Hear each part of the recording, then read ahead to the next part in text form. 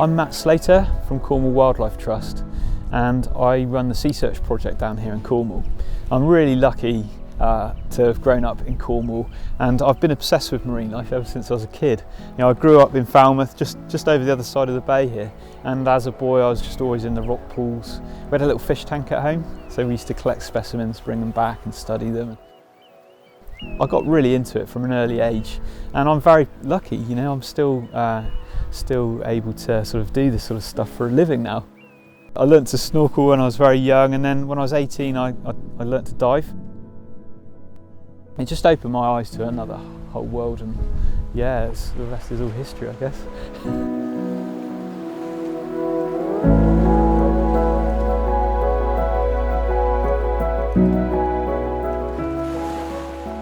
Seasearch is a citizen science project where we train divers to record the wildlife that they encounter.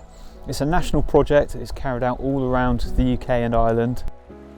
Thousands of divers get involved and send in their records from the dives they take part in. It's a great project, and it's a really good way for divers to learn more about wildlife. It starts to become quite an addiction for some people. There's so much out there that we don't know about the marine environment, and once you start that sort of learning journey, it's really, really rewarding.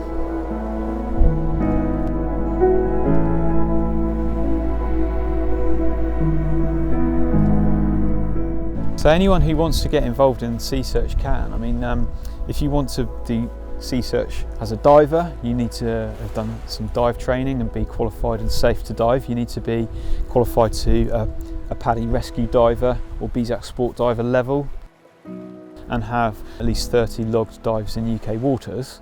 That's because diving in UK waters is cold and challenging at times, but it's challenging, so you need to have that basic level of skill to keep you safe before you can then do Seasearch. Having said that, if you want to get involved in Seasearch, you don't have to be a diver. You can also be a snorkeler or a free diver. You know, you need a good warm suit, you need a mask, fins, gloves, hat, and it's a great way to begin exploring this habitat. You know, especially at low tide, you're right in amongst the kelp forests and the seagrass beds. You know, it's teeming with life. Safety wise, you know, obviously we give you tips and make sure, you know, you don't put yourself in any risk, but actually when you're in a sheltered environment like this bay here today, you know, it's actually a great sport that sort of almost anyone, it's very accessible, almost anyone can get involved in this as long as they're a good swimmer.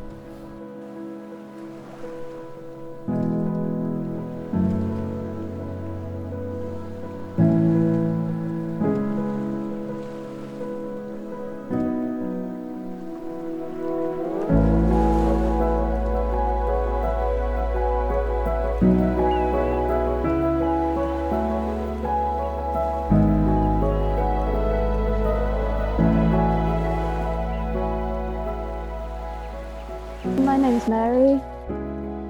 I'm a free diver, and I've also been doing some sea searching. I'd been free diving for a while, and then I saw the Seasearch course that they were offering for free divers and snorkelers, and yeah, I thought it'd be a really interesting way to learn a bit more about what I was seeing and also collect some information on it that could be used to get protection and things for the marine environment.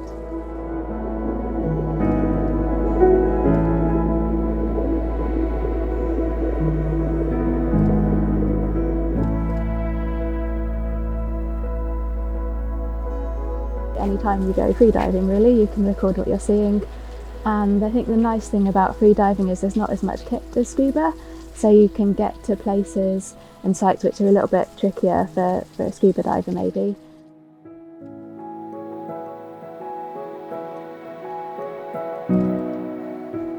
Come down to the beach, hop in the sea and go. You need like a wetsuit ideally if you're doing it in Cornwall, and some fins and mask and snorkel, but apart from that, it's probably a bit more accessible.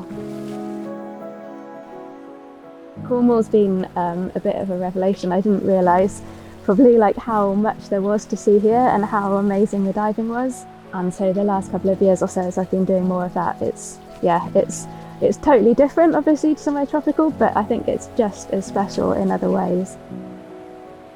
All the kelp forests and the fish and seals and yeah, there's just so much to see, so much life and so much to learn about. So yeah, it's brilliant.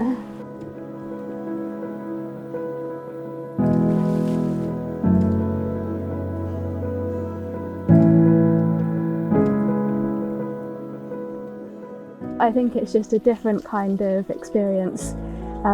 Just like some of the dives, especially in the summer when you're in the water and it's not that cold and you can stay in for ages, and just kind of exploring new places and sort of finding gullies and swimming through.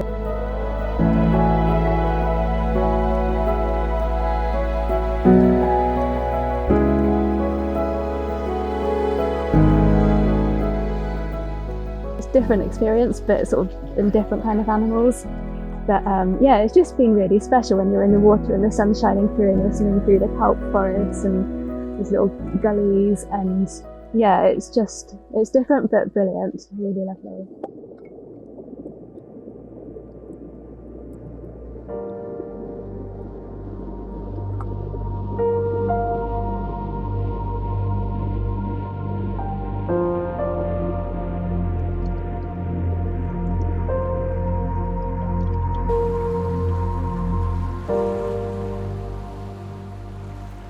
Who knows, as we're going forwards, we've got, sadly, a real problem with climate change affecting the environment. We don't actually know what could happen next, what species might disappear because it's got too warm, and what species might arrive because the seas are becoming warmer. It's always changing, but without divers and snorkelers telling us what they're seeing, we can't, we wouldn't know, we wouldn't be able to prove or be alerted to things that could be really problematic. So yeah, it's really important and really helpful work they're doing.